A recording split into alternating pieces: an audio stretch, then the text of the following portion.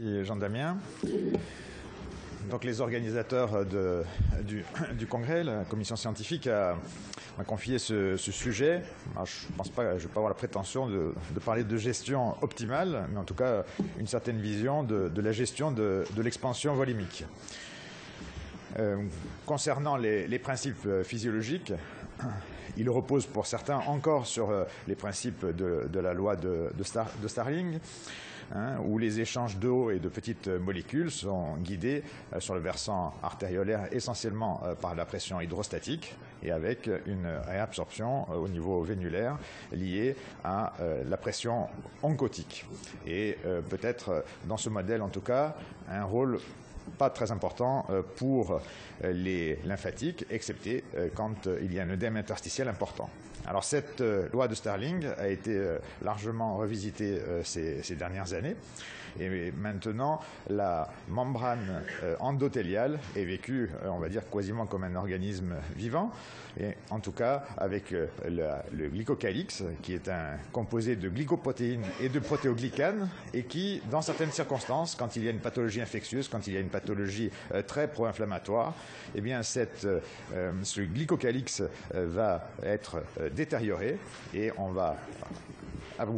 cela va aboutir à un excès de passage d'eau et de petites molécules dans le secteur interstitiel.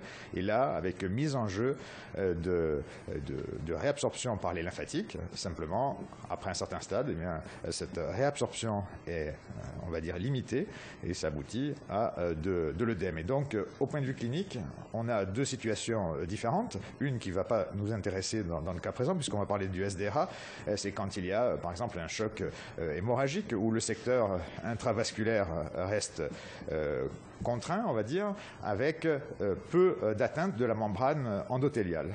En revanche, cette barrière endothéliale, lorsqu'il y a une inflammation, elle va être sévèrement atteinte, avec une contraction du secteur intravasculaire et surtout une perméabilité très importante et un dépassement des capacités des lymphatiques à la réabsorption de cet œdème.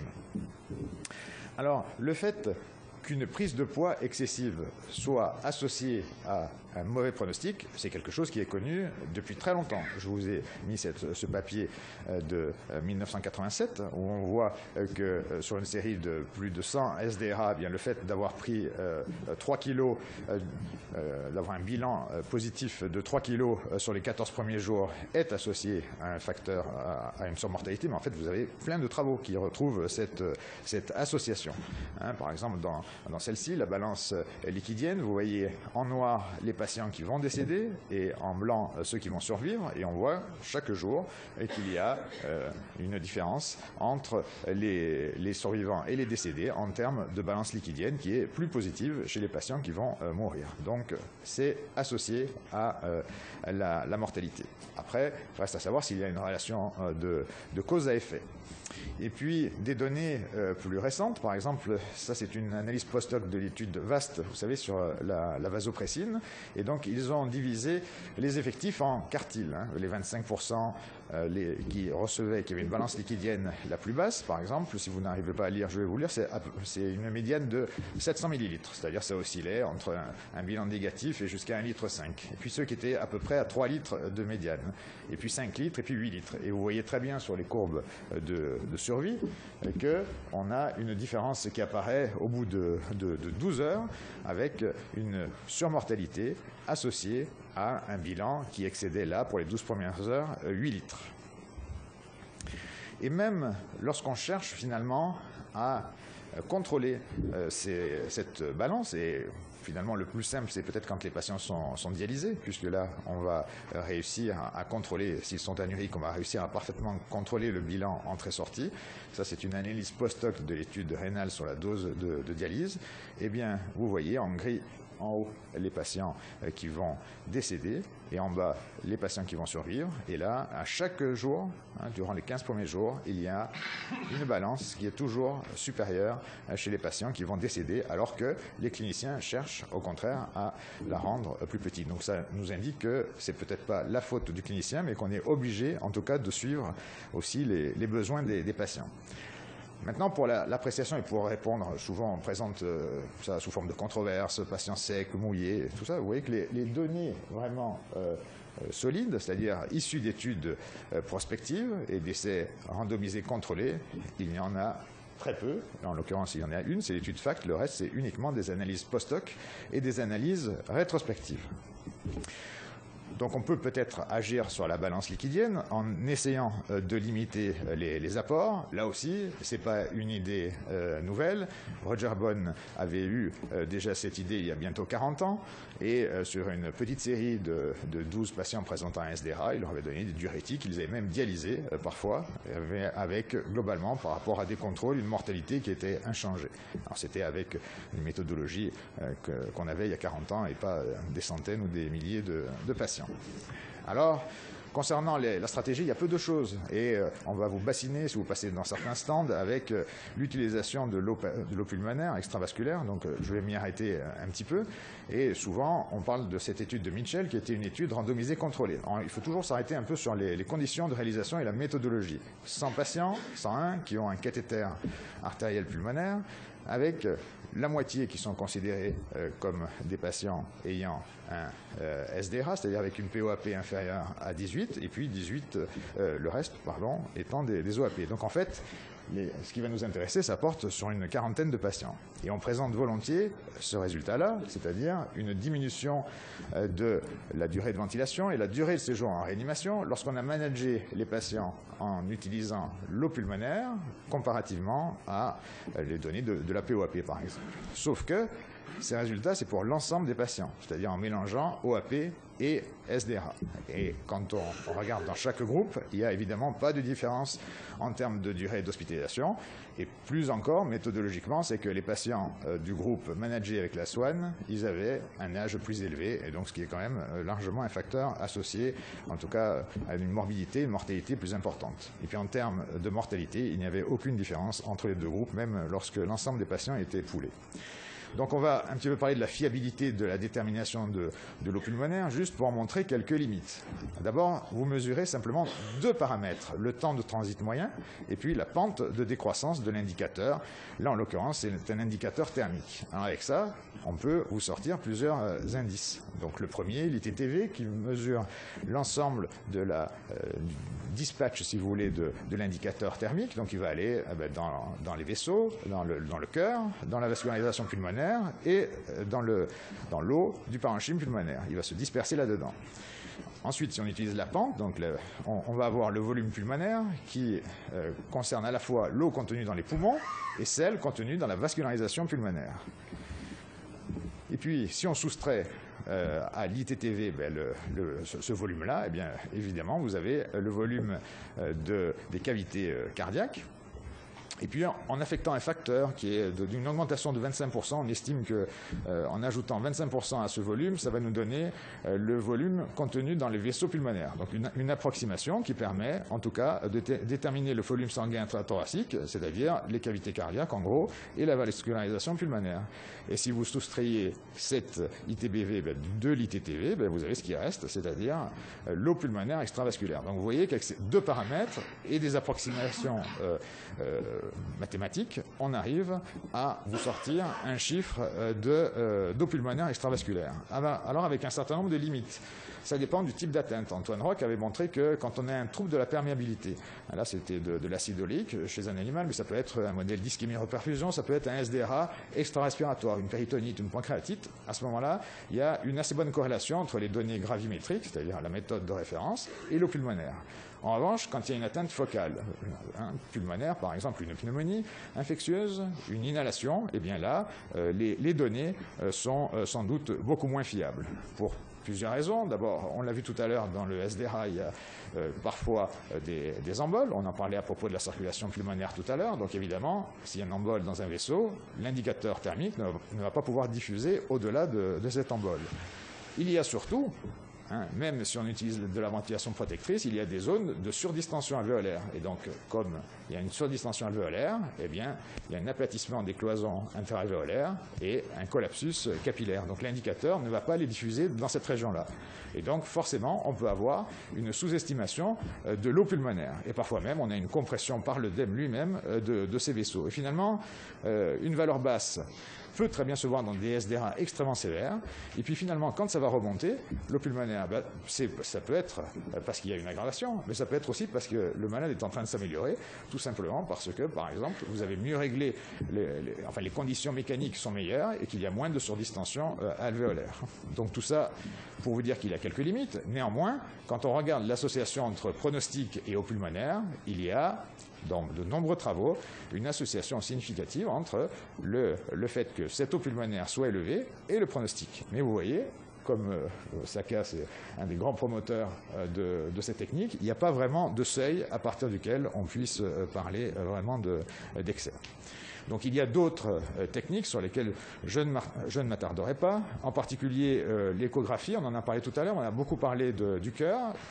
Entre des mains expertes, on peut avoir une idée de l'état d'hydratation des poumons et des plèvres. Le problème, c'est que ça en mesure plus les conséquences et qu'en tout cas, à la phase aiguë, c'est difficile de guider un remplissage, par exemple, vasculaire, et l'effet que ça peut avoir sur l'œdème interstitiel uniquement, à mon avis, sur cette technique. Mais en revanche, une fois que les patients sont sans doute bien, ont pris du poids, par exemple, de voir qu'il y a des épanchements pleuraux, ça peut être quelque chose d'extrêmement pertinent. Mais néanmoins, on manque de données cliniques montrant l'intérêt de cette technique dans une prise en charge au quotidien, et en particulier à la phase aiguë des patients présentant un SDRA. Alors une fois qu'on a dit ça, qu'est-ce qu'on fait? Alors on peut se tourner vers le seul essai randomisé contrôlé, essayant de comparer deux stratégies, une stratégie qu'ils ont appelée libérale et une autre qui est une stratégie restrictive. Alors j'aime bien montrer cette diapositive, c'est le casse-tête des gens qui étaient de garde pour arriver à savoir quelle case ils allaient utiliser pour soit administrer une expansion volimique, soit des diurétiques, soit ne rien faire. Donc tout ça en fonction de données soit de la PVC, soit du cathétérisme cardiaque droite. Et puis j'aime bien, pour illustrer les limites de ce travail, argumenter à propos d'un cas, d'un patient qui a une pression artérielle moyenne à 70 mm de mercure, une diurèse horaire, la dernière heure, 100 ml, un index cardiaque à 4 litres et une POAP à 12 mm de mercure. Si je vous pose la question « qu'est-ce que vous faites ?», vous allez sans doute tous me répondre « je ne fais rien, je vais me recoucher ». Eh bien, si vous aviez participé à cette étude, ce patient-là, s'il avait été dans le bras libéral, vous l'auriez rempli. Donc en fait, je passe sur beaucoup d'autres limites méthodologiques, notamment que les patients étaient inclus à peu près 48 heures, entre 36 et 48 heures après le début du SDRA, soit au moment où on commence plutôt à limiter le remplissage. Mais vous voyez, globalement, c'est plutôt surremplissage versus attitude raisonnable que vraiment restriction versus moins de restriction. Et puis au total, ils ont même pas réussi à tuer davantage, puisque la mortalité est identique entre les deux groupes. Il y avait, la seule différence observée, c'était une durée de ventilation et de séjour en réanimation 2 jours supérieure dans le bras libéral. Alors maintenant, parce qu'après ils ont fait d'autres études, la RDS Network, et ils utilisent un protocole qui est beaucoup plus simplifié pour les gens, moins casse-tête, et qui est, somme toute, peut-être assez raisonnable et guidé par la PVC, mais je ne m'étendrai pas là-dessus. Alors pour en revenir à expansion volimique et SDRA, très souvent, on l'a vu tout à l'heure dans les exposés, que ce soit celui d'Antoine ou d'Armand, il y a souvent un choc septique qui est associé chez ces patients. Et si on se retourne vers un certain nombre de travaux qui ont quand même modifié sensiblement la prise en charge initiale, par exemple le travail de Rivers, on s'aperçoit que durant les 3 premiers jours, que ce soit dans un groupe ou dans l'autre, les patients recevaient environ 12 à 13 litres de remplissage. Alors vous allez me dire, oui, mais Rivers, depuis là, il y a 2 études récentes qui ont montré que c'était peut-être de la foutaise, ce truc. Alors, il y a l'étude de Rise, je passe sur les premières données, mais c'est à peu près 9 litres de remplissage dans les 2 groupes. Et pas que des malades, c'est pas que des SDRA, hein. Il y a des malades qui sont pas très graves quand même, hein. Dans l'étude de Process, c'est à peu près 10 litres. Et puis dans une étude très récente aussi, et qui est peut-être plus proche de nos préoccupations du jour, c'est l'étude Albios, on est à 12 litres de remplissage durant les 3 premiers jours, hein, l'étude de Gattinoni sur l'albumine. Et puis surtout, il y a eu d'autres données qui sont venues un petit peu semer le trouble dans l'interprétation de l'étude de FACT. D'abord, un travail sur les séquelles neurocognitives. Donc, ils ont suivi les patients du groupe libéral, groupe restrictif, et ils ont évalué les fonctions supérieures un an après. Donc, vous voyez, juste pour dire, 400 patients qui étaient éligibles. En fait, à la fin, il y en a 75 qui ont eu tous les tests, hein, et notamment ceux à 12 mois. Et on s'aperçoit que, assez curieusement, ils ont une diminution des performances supérieures lorsqu'ils ont été inclus dans le bras restrictif. Hein, et que ceux finalement qui étaient dans la stratégie libérale, c'est-à-dire avec un surremplissage, eh bien, ils avaient un moins mauvais pronostic cognitif. Et dans l'analyse multifactorielle qui est associée, on s'aperçoit que 2 facteurs étaient retenus par l'analyse, et donc la présence de séquelles neurocognitives à long terme était associée à 2 facteurs. Le fait d'avoir été inclus dans le bras, on va dire, restrictif, et également le niveau, non pas le rapport PO2 sur FiO2, mais la PO2 qui était plus basse dans le groupe de patients qui conservaient des séquelles importantes. Donc déjà peut-être une petite sonnette d'alarme sur des stratégies qui seraient un peu trop restrictives. Et puis, dans le travail du New England de tout à l'heure, je ne sais pas si vous avez vu la dernière ligne, mais la fonction rénale, en tout cas avec les critères prévus dans l'étude de FACT, il n'y avait pas d'altération de la fonction rénale. Mais ils ont fait, comme souvent dans ce groupe, une analyse post-hoc de l'étude de FACT en utilisant les critères maintenant un peu plus universellement reconnus. Et ils ont regardé l'apparition donc d'une dysfonction rénale dans les 48 heures suivant l'inclusion. Et vous voyez sur ce schéma que dans le groupe restrictif, il y avait une augmentation significative de la dysfonction rénale avec les critères utilisés. Donc un résultat post-hoc un peu différent de celui rendu initialement. Alors, on peut bien entendu restreindre éventuellement les apports. On peut aussi jouer sur la pression oncotique. Le groupe de Greg Martin s'est beaucoup intéressé à ce sujet. Associant albumine et diurétique dans un travail qui montrait une amélioration de l'oxygénation, mais sans savoir si c'était dû à l'effet oncotique de l'albumine ou bien à l'utilisation des diurétiques. Et donc ils ont comparé dans une autre étude l'association furosémide-albumine à furosémide plus placebo. Juste pour dire, 190 litres de réa, 4 ans d'études et que 40 inclusions. Donc c'était pas très simple et avec des malades pas très graves, un rapport PO2 sur FiO2 inférieur à 300 seulement. Donc une petite amélioration des échanges gazeux, mais qui n'est pas significative sur le long terme, malgré une balance qui était assez négative. Alors, on n'a pas vraiment de données très solides sur SDRA et albumine. Peut-être un focus sur l'étude Albios, qui globalement ne montrait pas de différence entre albumine et cristalloïde. Simplement, dans l'analyse prévue sur les patients présentant un choc septique, une amélioration du pronostic des patients qui recevaient de l'albumine. Alors peut-être que par extrapolation, en se disant qu'il y a 80% à peu près des patients qui ont un SDRA sévère et qui ont aussi un choc septique associé, on pourrait peut-être avoir une piste de ce côté-là. Mais en tout cas, on n'a pas de données solides chez les patients présentant un SDRA. Alors, puisque je parle de type de soluté, évidemment, on doit aussi parler du choix, et en particulier de ceux qui sont à proscrire. C'est l'utilisation des HEA dans cette indication, puisqu'il a fallu quand même 15 ans entre le moment où Frédéric Schorngen et d'autres ont tiré la sonnette d'alarme sur la potentielle toxicité des hydroxyéthylamidons et finalement la sortie de 3 travaux, dont ceux des Scandinaves, Success, qui montraient une surmortalité chez les patients qui avaient reçu un HEA, et celle de Lanzix qui montrait des effets délétères rénaux supérieurs chez les patients qui avaient reçu des HEA, pour que les autorités sanitaires mettent un petit peu le frein sur l'utilisation de ces solutions. Donc je passe rapidement parce que je pense que c'est un point qui vous est connu. Autre chose importante, on sait au cours du SDRA qu'il y a une altération de la clairance alvéolaire. On en a parlé tout à l'heure. Et donc, une idée véhiculée par le groupe de Michael Mattei, c'était d'essayer d'améliorer cette clairance, et pourquoi pas en utilisant des bêta-2 mimétiques, en sachant que l'altération de cette clairance alvéolaire était associée à une mortalité supérieure. Malheureusement, vous êtes sans doute au courant de l'étude ALTA, donc où là, les bêta-mimétiques étaient administrés par voie inhalée, mais je vous dis, c'est exactement la même chose lorsqu'ils sont administrés par voie IV, voire pire. Eh bien, il n'y a pas d'effet bénéfique de l'utilisation des bêta-2 mimétiques, voire même un effet délétère.